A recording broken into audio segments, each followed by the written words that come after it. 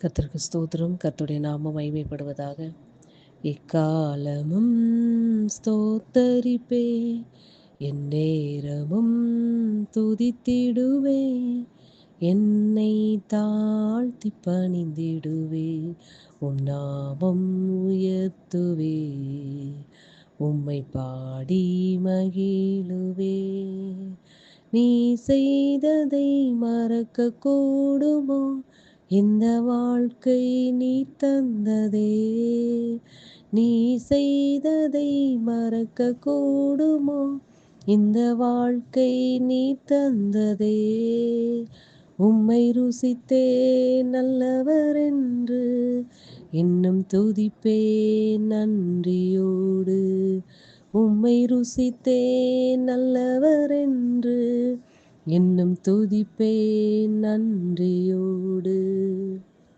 அப்பா, உம்மை நன்றியோடு கூட துதிக்கிறோம், உம்மை ஸ்தோத்திரிக்கிறோம். எங்கள் அதிகமாய் நேசிக்கிற அன்பின் பரலோக தகப்பனே, இந்த நல்ல வேலைக்காய் நன்றிருந்த இதயத்தோடு உம்மை துதிக்கிறோம், உம்மை ஸ்தோத்திரிக்கிறோம். அப்பா, இந்த வாழ்க்கையை நீங்கள் தந்ததப்பா.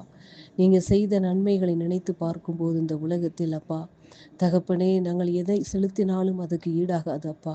அப்பா, உம்முடைய அன்பின் அகலம், நீளம், ஆழம், உயரம் யாரால் அறியக்கூடும் ஆண்டவரே. எங்கள் மீது எவ்வளவாய் அன்பு கூர்ந்து இந்த வாழ்க்கையை எங்களுக்கு தந்திருக்கிறீரப்பா.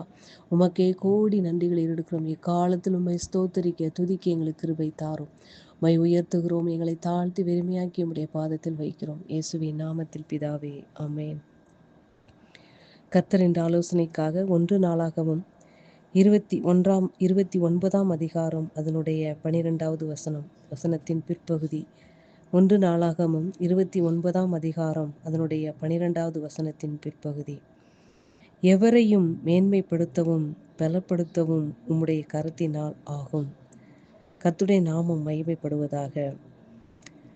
இதை யார் சொன்னார் அப்படின்னா, தாவீது இப்படியாய் சொல்லுகிறார், எவரையும் மேன்மைப்படுத்தவும் பலப்படுத்தவும் உம்முடைய கரத்தினாலே ஆகும் என்று.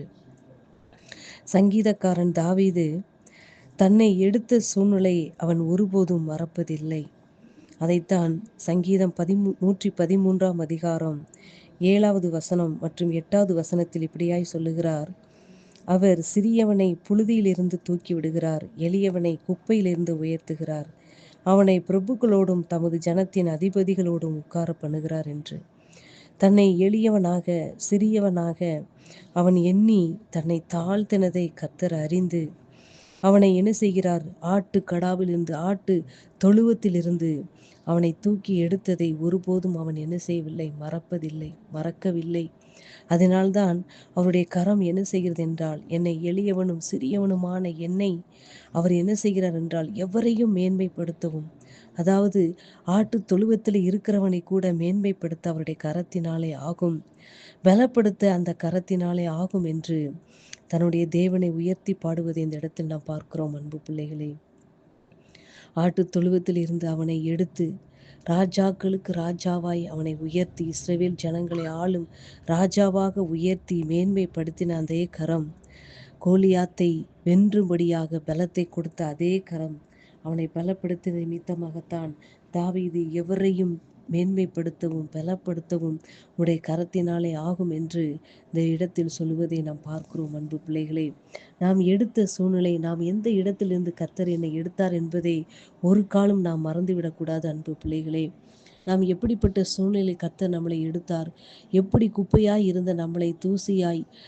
சாம்பலாய் இருந்த நம்மளை அவர் தூக்கி எடுத்து இன்றைக்கு அவருடைய கண்மலையின் மேல் நம்மளை உயர்த்தி வைத்திருக்கிறார். கண்மலையின் மேல் உயர்த்தி வைத்திருக்கிறார் என்றால் அவருடைய சமூகத்தில் நம்மளை கொண்டு வந்து வைத்திருக்கிறார். அன்பு பிள்ளைகளே, எத்தனை பேருக்கு இந்த ஸ்லாக்கியம் கிடைத்திருக்கும்?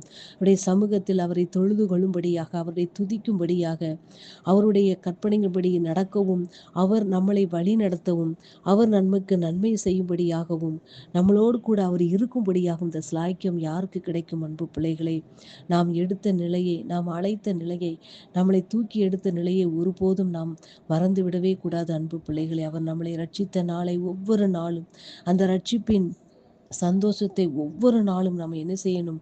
அந்த ரட்சிப்பை நினைத்து, அவருடைய அன்பை நினைத்து நாம் ஒவ்வொரு நாளும் கொண்டாட வேண்டும் அன்பு பிள்ளைகளே. அதைத்தான் தாவீது, எக்காலத்தில் நான் கர்த்தரை ஸ்தோத்திரிப்பேன், அவர் துதி எப்போது என் வாயில் இருக்கும், நான் உயர்விலும் அவரை துதிப்பேன், என் தாழ்விலும் அவரை துதிப்பேன் என்று சொல்வதை நாம் பார்க்கிறோம் அன்பு பிள்ளைகளே.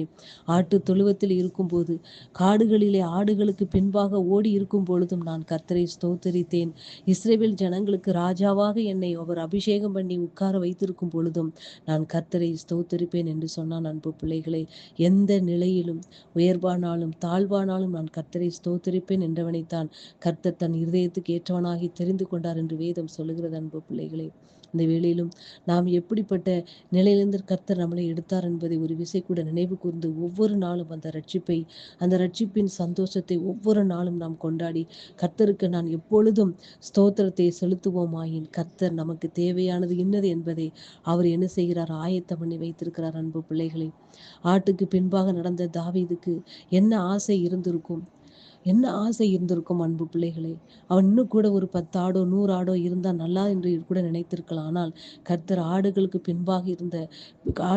பின்னாக நடந்து போன அவனை, ஆட்டு தொழுவத்திலிருந்து எடுத்த அவனை, அவனுடைய வாழ்க்கை குறித்து கர்த்தர் என்ன திட்ட வைத்திருந்தார் என்றால், இஸ்ரவேல் ஜனங்களுக்கு ராஜாவாக உயர்த்தும்படியாய் அவருடைய திட்டம் இருந்தது அன்பு பிள்ளைகளே.